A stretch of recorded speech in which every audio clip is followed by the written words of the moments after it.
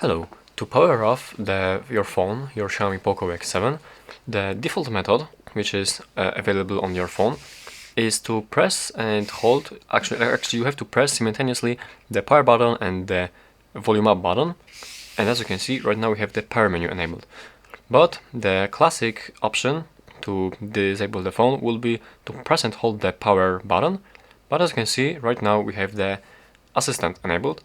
So let me show you how to also enable the power off option on your power button.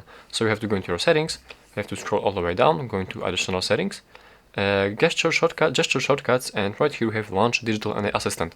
You have to go in here and disable this option, and right now as we press and hold the power button, here you have the power menu available.